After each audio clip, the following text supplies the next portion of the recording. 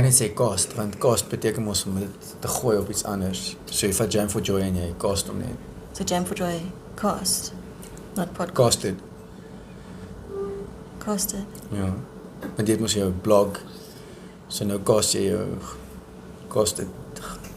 As jy mos 'n ding cast, dan gaan jy mos na 'n ander device toe. Broadcast. Broadcast. Cast your burdens. Ja. Maar casted, want dit is nog casted. Okay, can we start? That's it. Jy dan maar aangaan. Hi and welcome to my first Jam for Joy podcast or cast. We haven't really decided the name, but I just thought that since I've always wanted to start a podcast or YouTube channel, you know, here's a good excuse. There's no better time than the present. Yeah, like right now. We just decided it like right now. Maybe it was decided before we decided it. Yeah, and we didn't even know. Yeah, I hope my pitch is Yeah. So you're my first guest on the show. Thank you. Dankie. Yeah, it's Robert Crowther. Do I say your surname properly? Maybe I've known you all these years and I don't say it properly. I'm not sure myself. How do you say Where I it? come from, we just say Crowther. Crowther? Yeah. Really? Yeah. I thought it was a fancy TH. Like, No, but when I get fancy, I say Crowther. Because there is an old instrument called a crow, and our family used to play this thing that looked like a lute. Wow, they really used to play it. Yeah. Wow, that's So cool. it's a kind of a lute player. Have you got one? A lute player. Yeah. No, but I tend to assemble them around me. The lute players. Yeah. Anyway, Wow, so it's okay, so it's Robert Crowther. Crowther. Ja, sommer net lekker Afrikaans. And I get your ma, ken your ma so long al, and I just say it wrong the whole time. I'm so sorry. Ja, don't be. But the point of today, why I got Robert here, is because I'm doing a module to speak about electronic prescriptions and what us doctors need to know with electronic prescriptions, because it's a little bit confusing, because patients just want you to send them a prescription on WhatsApp. And I just got Robert here because he's a pharmacist, and just to figure this out, is it legal, is it okay, and yeah, the logistics And does it actually of matter? it. Why do prescriptions matter is a question I'd like to ask the doctor. Why do prescriptions matter? Because otherwise, the patient just goes and buys like Disprins and just takes a Disprin every day. And the thing is, the problem is, the doctors must work together, because sometimes patients get a prescription from this doctor and that doctor and this doctor. And I think it's still that the system isn't coherent yet. Do you pick it up if patients get prescriptions from lots of doctors? No. You don't. Really? Isn't there like hectic systems, unless the patient isn't a very good thief or whatever, a scallum, and just goes to one pharmacy? Because that would give them away. Yes, it does. Some of them do that, and they are getting away. They get away with it. Yeah, I still think people should also start taking more responsibility for their own health. But until we get to that point in our evolution, I think it is a responsibility of the healthcare professionals to assist them on a journey of health. And writing trusted prescriptions is part of that journey, I think. And yes, I think we should work together as healthcare professionals. The webinar I was listening to earlier today, the presenter said it's time for us all to get on board, because COVID did change the face of the earth, of this planet, and electronic prescriptions, it was part of that change. Yeah. And it would be nice for people to realize that the healthcare professionals are acting in your or in their as a benefit, is that for their well-being, in best interest. Yeah. So yeah. Well, the more people have talks about these things, the more open it becomes, and the easier it is to, and the better problem solving we will have. Well, I hope most healthcare providers are working in the best interest of the patients. I think sometimes people are so overworked, and you basically just give the patient what they want, even if it's not necessarily in their best interest. because it's more difficult to explain to the patient why this isn't, and the patient might get angry with you. So, but that's a discussion for another Yes, time. That's it actually is. not a... Because in the same webinar, the other presenter said people don't realize how abusive customers or patients can be, because it's just to their personalities, and it's something they want, and they're going to use you to get what they want. You know? And in a way, a law helps and protects the healthcare profession. No. To not be abused. Yeah, and pharmacists must also work with doctors, because sometimes I think the doctors maybe don't even realize what they're writing. Either they've written it just for a long time, or they're tired. I think, yeah. Or maybe they just didn't go and look up the drug interactions. Or you usually don't call the doctor? Do you just... We try as much as possible, but time it's constraint. also difficult. Yeah, so sometimes it happens that you think the doctor did his job, and I sometimes think the doctor thinks we are doing their job, and then the ball falls somewhere, the pap val op die grond or somewhere in the middle. Yeah.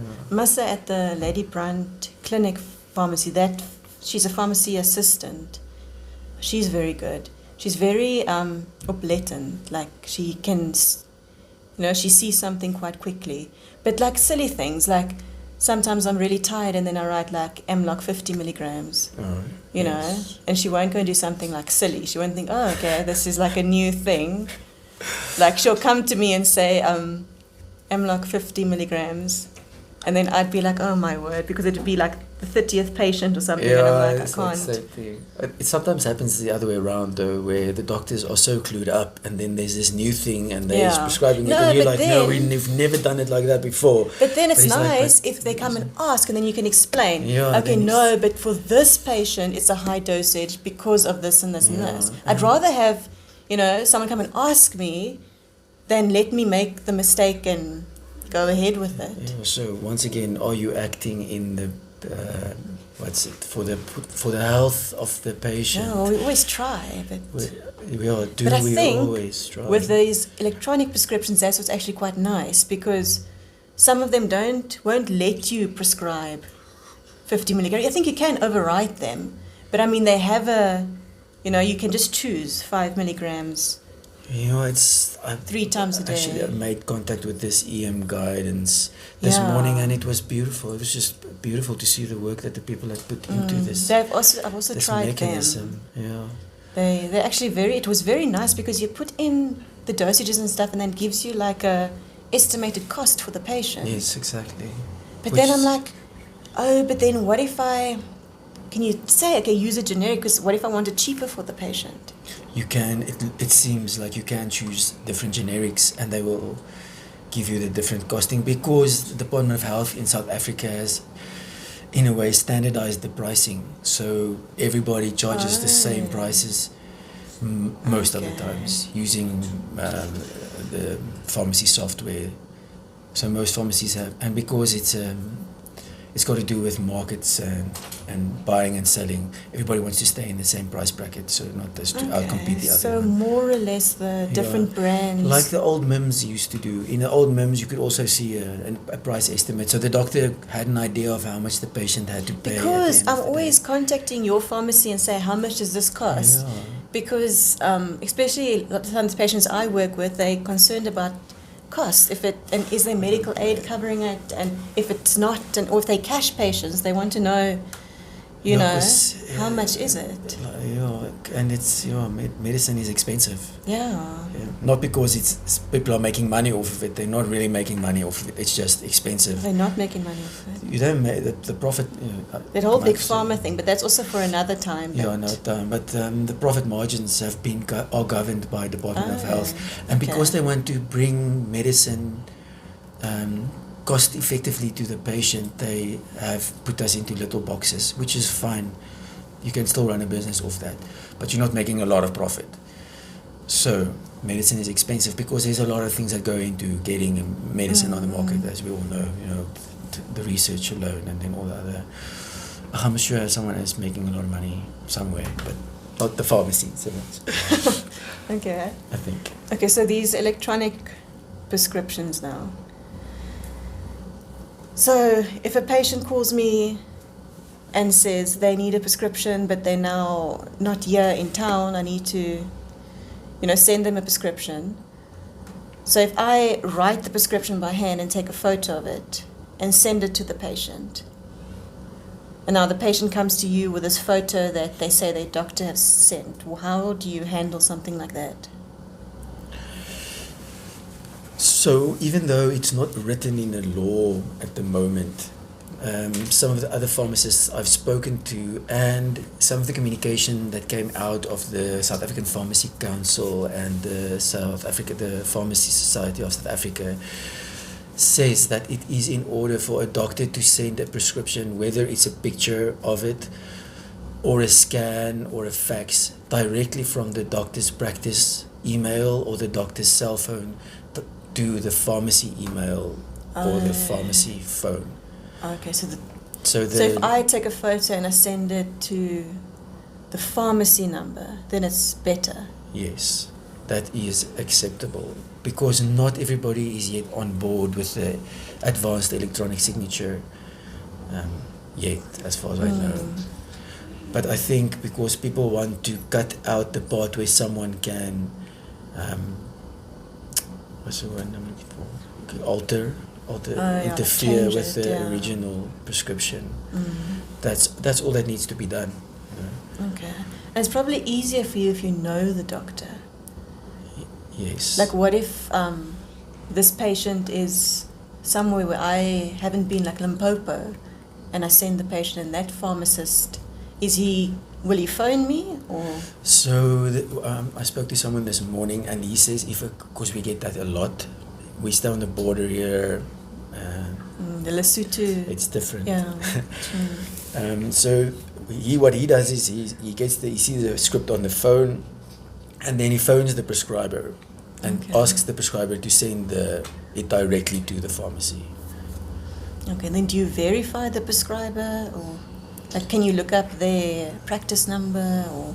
You can look up the practice number. Okay. Most of the practice numbers are loaded onto the software as a default. So that's already also everything is in a little place. bit more safety. Yeah. So there's less chances of abuse and misuse. I think that's the biggest thing. But also safety. But mostly abuse and misuse is to prevent that. I mean, otherwise someone can just make up a prescription, I suppose. Yeah. But it's difficult to make up a practice number. Yeah, you can't make up a practice number. You can actually check that. If you really, really have to, you can really, really check it out. Yeah. The same as with our practice number. You can go onto the Pharmacy Council website and see if this person is registered to practice. And that makes sense, and I'm sure the patients can understand that. If I say, okay, I can't send it to you, but I'll get the email. Can you send me the email of the pharmacy, or then I can just send it to them via email or via their phone. Like, I'm sure the patient will understand. Yes, most people are quite toegewend, giving with regard. They're very disciplined in a way. If you make your muscle, they do go. It's fun. So let's do it the right way. But you get your problem kids. There's always a problem child there that needs to be taught the right little ways. But now, what if I want to be 100% by law compliant? How do I send it? As a prescriber. In this whole setup. So yes, because you said it's acceptable to do the WhatsApp and sending directly, or the email and sending directly, but it's not really 100% legal. It's not 100% Why not? legal.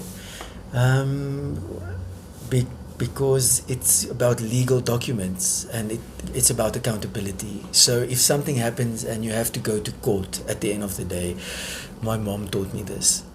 It has to be able to hold up in court that everybody did their part of the bargain. So governments are kind in that way. They make laws that everybody follows the same route.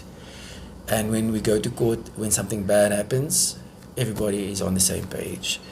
So I think it was in 2003 or 2001, 2002, with the electronic stuff becoming big. Because not only in healthcare, everywhere documents had to be signed electronically. So people had to sign rental contracts electronically, and they had to sign buying of houses. Everything had to be signed electronically because people were in different parts of the world most of the time. So they had to find a way to make it legal and still make it binding to hold up in court. And of course, because prescriptions are legal documents and you are working with the lives of people, someone's going to end up being in court at some point. So they made a nice little and they wrote it in the Act, the regulations to the Medicines and Related Substances Act 101 of 1965. That's the act that governs pharmacists. And in section 33, they broke it down, how electronic. And they did that in 2002? When did they do that? It's the Act for Electronic Communications and Transactions is an act of 2002, so I assume that's when... That's a long time ago. What is it? Doesn't feel like it because I'm old. It feels like 2002 was the other day. That's when I got out of varsity, actually. More than 20 years ago. ago. It's terrible. Dit na manne merak, nee. Yeah, it was way back then. Because the internet came out 10 years prior to that. It Sure. I think. Yeah. So it says here, every prescription for a medicine shall be A, written in legible print, B, hand or typewritten, or C, prepared with an electronic agent as defined by and in compliance with the Electronic Communications and Transaction Act. So that's what it should look like. Okay. Because if you go back to before internet, doctors had prescription pads which were printed by a specific company for them, and there was a whole thing they had to order these pads, and then this company would print a certain amount of these things, and the doctor would come back and you could actually steal one of these prescription pads and then write your own prescription. That's how it's like a check. So it's now I remember those. We're moving forward like that into the electronic era, but without the paperwork, because we don't want to kill so many trees anymore, I think. And then, definitely. Part 2 of this, it says the prescription shall be signed by a person, or in the case of a prescription prepared in accordance with the regulation above, it shall have an advanced electronic signature as per section 13 of the Electronic Communications and Transactions Act of 2002. So now you have these two acts coming together here by an authorized prescriber. Yeah. So you need an advanced electronic signature. Yes. But you were telling me a little bit before the time, it needs to be an advanced electronic signature, but that's compliant with SAAA or something like that. Yes, with the South African Accreditation Authority. Okay. So same as to get a driver's license, someone gives you a driver's license, that's a certain authority. This authority gives people an advanced electronic signature, or gives them, I think it's a bit like Adobe or Windows, that you buy a license to use that product, so you can buy an advanced electronic signature from these people. And I've heard that you need to send your ID and they need to verify you. That's why you have to pay them. Not necessarily those people, but the people that are accredited. Yeah. Well, it would make sense. So the thing is, I can't actually be 100% legal without paying for a prescription platform or something. Yes, well, same as you couldn't get your prescription pad for free from the printers either. You had to buy your prescription pads, and that cost you 2 cents per page, for instance. Yeah, no, it makes sense. And the more prescriptions you write, the cheaper it becomes. The more tired you become, the mistakes you make. Yeah, okay, that makes sense. So what is nice for me is that we're all in the beginning phases of something. It's quite cool. And I think if we all work together, we can make it work faster and more effectively. So having a cast like this is nice to get people aware. Yeah. I tried out that EMC guidance scripts, and it works nicely. But then obviously you have to pay for it. You have to commit yourself to that. So I don't know if you guys are also you linked. As a pharmacist, you said it's free. For the, yeah, and I joined this morning. Thank you very much for pushing me in this direction. Okay. I feel like I've. It was like free and you were never little, part of it. What's a TV game man? And I bumped my head and I got a coin. I got Like a Mario. Coin. Yeah, like Mario. Yeah. I got a coin this morning, and the guy immediately they sent a WhatsApp and say thanks for joining because the more people the better, and they even have ads for jobs on there. It's very cool. I also have the MC Guidance app. I haven't, but I also haven't. They said they want to make like an interview after you've done the free trial, but I haven't gone that far yet. And well, in practice, I've only actually had to do with this MC guidance prescriptions once, and I had no idea what it was about. I'm like, well, where do I get this number from? And now that I bumped my head, I'm like, wasn't it's it so like easy. a little You get like code a pin or something? Yeah, the patient has to get a pin, or you can. They send it via an email to the pharmacy, and then you can open it with your pharmacy practice number. I still have to test drive that, but it's very neat. It's very neat, and it's organized, and there's a few the people thought it out very well. So if you don't have a cell phone, you're stuck. But then one must actually, because the other platforms, you don't 100% sure if they're accredited by the South African, the SA, what again? The South African Accreditation Authorization. So EMC guidance is? EMC guidance is because they belong. Am I allowed to use flip pages like this? I'm old, so I can use paper. You're the first guest, so you can actually set the standard. Yeah. Oh, goodness gracious. So less paper. There are a few companies that are accredited with the SAAA. And it says on the stamp, you'll see on MC Guidance, it says the Trust Factory.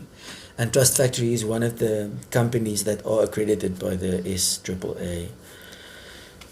And there's another one, but I can't get to that now. Well, here they are. Trust Factory, Law and Trusted Third Party Services, Pty Limited. Places like that are. And I'm sure you will see it on you, like a little seal of, And I wonder if they're compatible with like a practice operating system, like an electronic health record, or I'm not sure,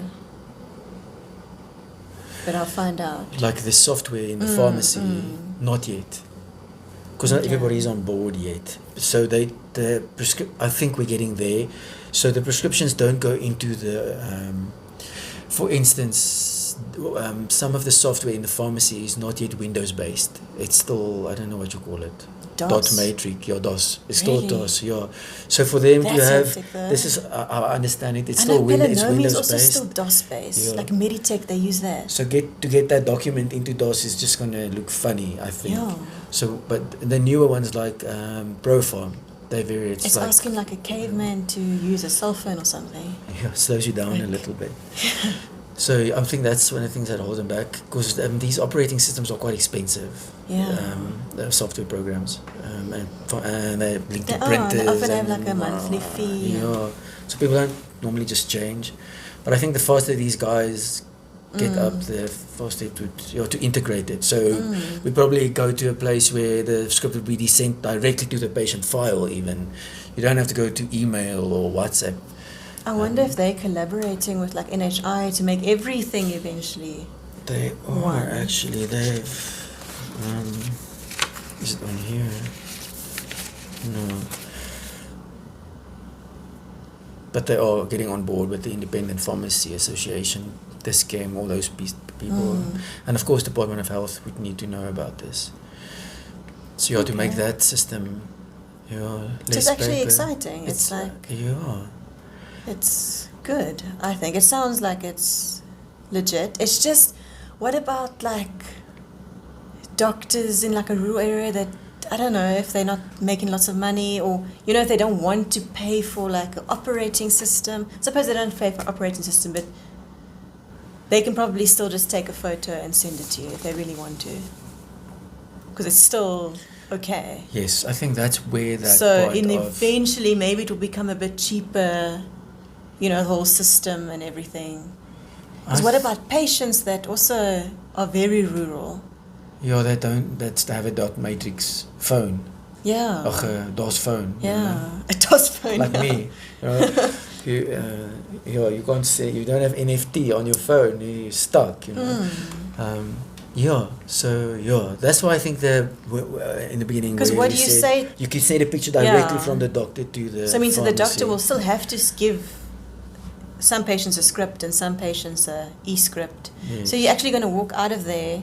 Oh, you can, because you can just send it to the patient's phone. So you walk out without a script, because you know you always walk out of the doctor's office with at least a script or something. Yeah, something to show for the money you pay. Yeah. I get that. I know Now it's you're gonna- annoying, but you want something for your money. This EM guidance, one of the things is you're not allowed to print a script and give it to the patient. Oh. So you have to keep it on your side. Otherwise, they can Why? interfere with it. Okay. Because it has a tracking record. So if you print it out and that patient takes a script, he's free. Okay, that's the why they send the system. patient a whole little barcode Yeah. thingy or To something. keep it in the... Because at the end of the day, how I understand it is a tablet and a coin is not much different. You know, it's like a bank, a tablet bank.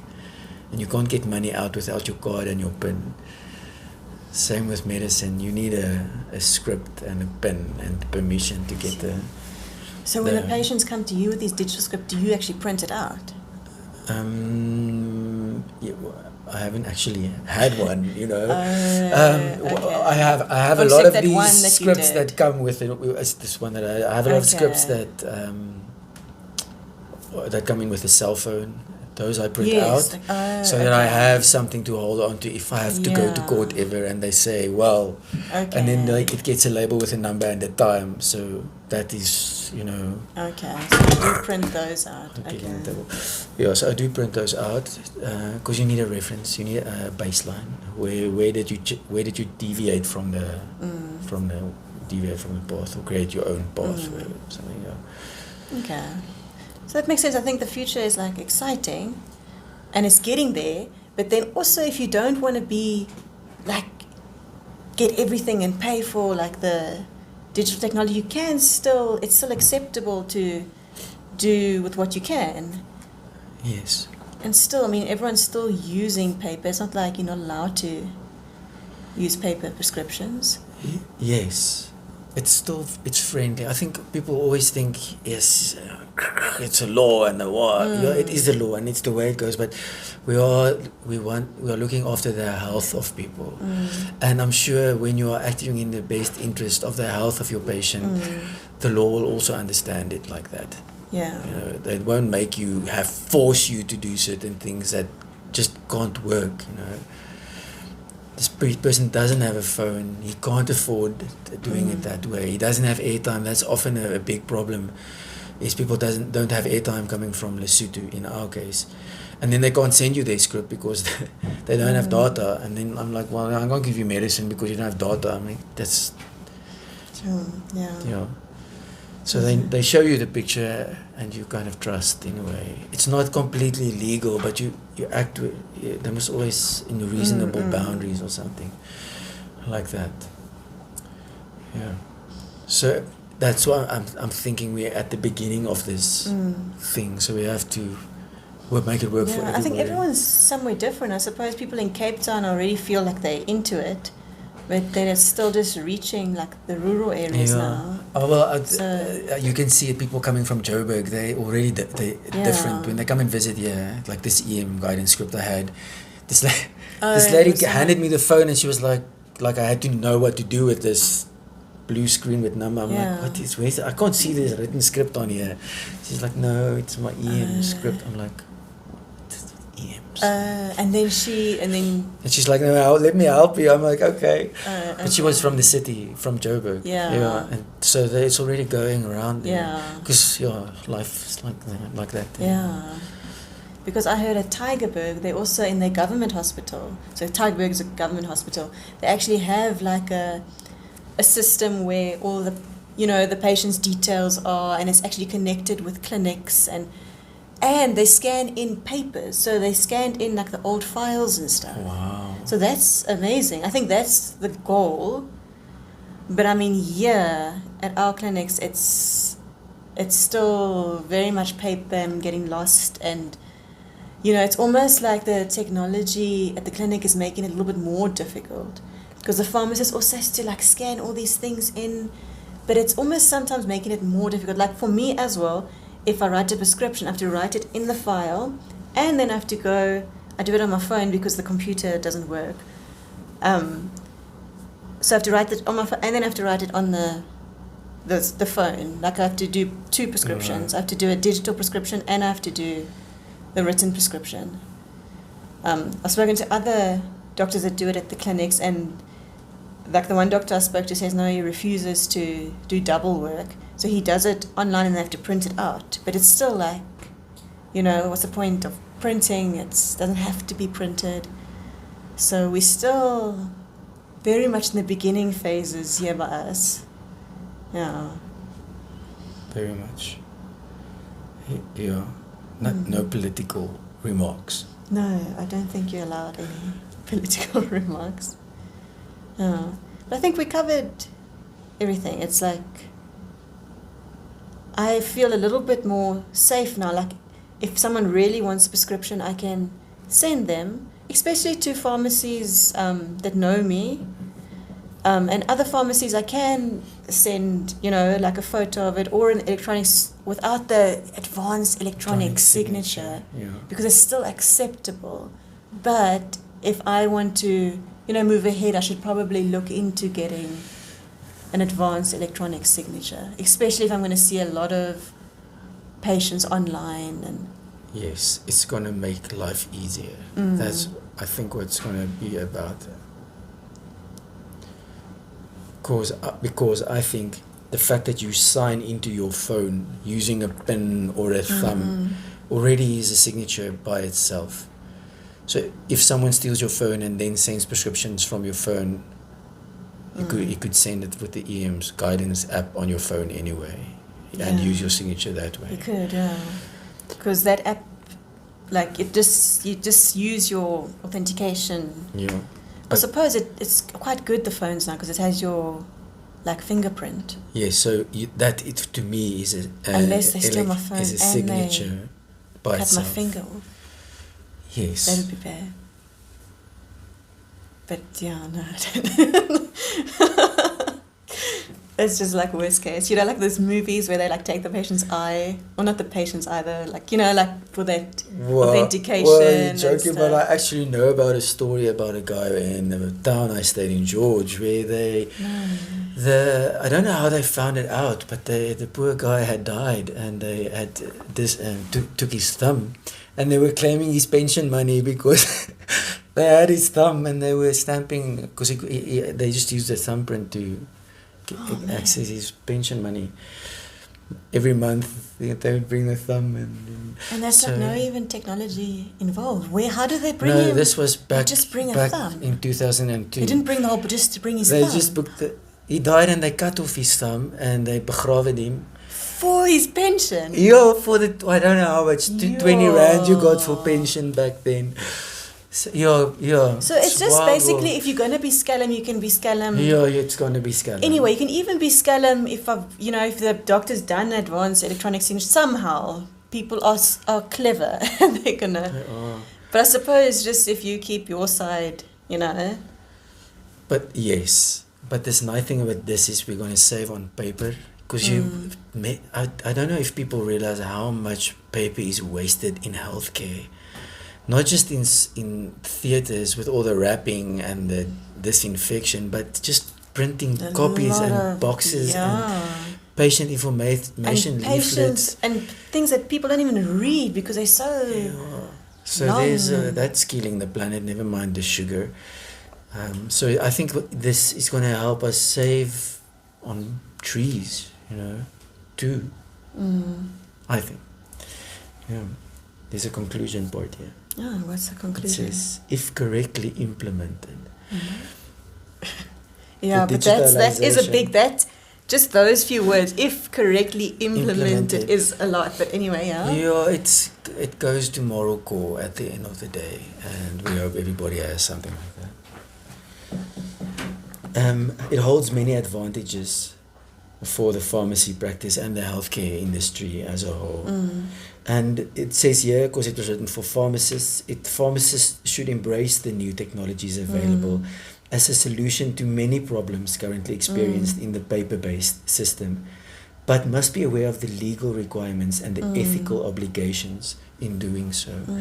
Yeah, why? Because we are caring for people, not because of any other reason. I'd like to believe but then that we care for people. I also read that the traditional approach to a healthcare practice was like a doctor-centered approach. Now it's more a patient-centered approach. So everything, all the healthcare and everything's now patient-centered, which I don't know. I thought it feels like it should have been like that since the beginning, but yeah, it's the pendulum swinging. Yeah. It's going to swing now, swinging the other way, and then the patient's going to be fed up with being the center, and it's going to swing it back to someone else's responsibility. Like the Earth used to be the center of the universe, and now the sun is the center, maybe. No, but the sun is the center of the our solar system. Yeah. Oh, yeah. And we're just on the edge of the galaxy, which is on the edge of a universe, which is on the edge of a multiverse, and etc., etc. Yeah, if you think of it like that, supposedly. Then the SAAA and, the stuff that we're speaking about just is like, what? Now we all like, going on about the electronic signature and this advanced electronic signature, but now we're on the often I can edge see of a planet the customer going, why are you going on about this? I just want my amlodipine 5 milligram, and you're having a baby about an electronic signature. I'm like, I know it. I don't even know if you need the amlodipine, but but you want that's a discussion for but you're another gonna get day. it if you have an AE. What's an AE? Oh, according to section 13 of the ECTA 2002, an AE is defined blah blah blah. Why? Because we care. We make advanced electronic signatures because we care. Yes. But actually the people that are not going to be Scallum are not going to be Scallum anyway. Yes, exactly. But the nice thing with the Scallum people is they make the systems work better because they show the loopholes. Okay, but I think I learned a lot about do you want to advanced electronic that's my bobo signature. It means you've done shame. No, it's my black beans and sweet potato I had for lunch. Yeah, black beans. It's so good. I want to restart my healthy eating. See, but I have no bean soaking. I just...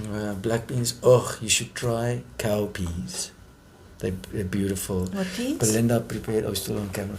Cow peas? A vegetarian cottage pie. It was beautiful with cow peas. They have a completely different taste. Completely different. Or it's black-eyed peas. They like beige with a black eye. With a little white. Or black eye and a white eye. Very, very nutty, nice tasting bean. Yeah. Sure. But thank you for being the first guest on my cast. A pioneer. A cast just feels funny. I think I must say podcast. I don't know what a pod is, but it's like little... A pod. I wonder why it's called a podcast. But I've always wanted to be a pioneer of something. But you can be a guest again. I'd love to. It's an honor to work with you guys. Thanks for inviting it's very interesting. I think we must have that whole, what they say, a learning mindset, or what do they call it? Yes. My boss's wife spoke about a learning mindset, and I was like, no, I don't like her face. I'm not going to be able. And then I'm like, okay, you're right. I like your face again. It's, you have to. But it's more difficult. Eat away at the reality. Older people are, and I think we still we still grew up with computers and cell phones and stuff. I think, the people, the pharmacist, 10 years older, 20 years older? I almost want to make a political comment and say, to me it appears that the older females are more eager to learn new stuff than the older males. Older males like make the females learn everything ways. And then they'll just feed off them in a way. I think it's maybe because females are used to improvise. And so it's nice to see. And yes, a learning mindset gets you a bit further. Like your mom as well. Yeah, she's very good at learning new stuff. She's also a pharmacist. She also got a hat today. Yeah, very cool. Cool. Yeah, Thank you, but I'm going to go through the extra information you sent me as well. Yeah, it's broken down quite nicely. Yeah. There's a nice question and answer section in there as well, which makes it more practical because these people in the cities have actually gone through the process. But you can always fall back onto the old pen and paper. That's also good to know. Yeah. Pen and paper, worst case, I can take a photo, but I must just send it directly to the pharmacy. Yes. Cool. Thank you. Awesome. Cheers. Cheers. Happy Monday. It's Saturday. Oh yes, it's Saturday. And tomorrow is the 4th of May. May the 4th be with you. That's very cool. Yes. Not this one. Star Wars Day. Remember last year I did something for Star Wars Day. You did, yeah. Yeah. Can't remember what. But anyway, I like Star Trek more. Tomorrow's... It's got a lot of moral lessons in there. In Star Wars. Yeah. But you're watching Star Trek now. But I think we can stop it now. Do I have to say formally bye in a podcast? Say formally bye. Oh, we did already. Okay. Yeah. Chop it, chop. Cool. Captain Janeway.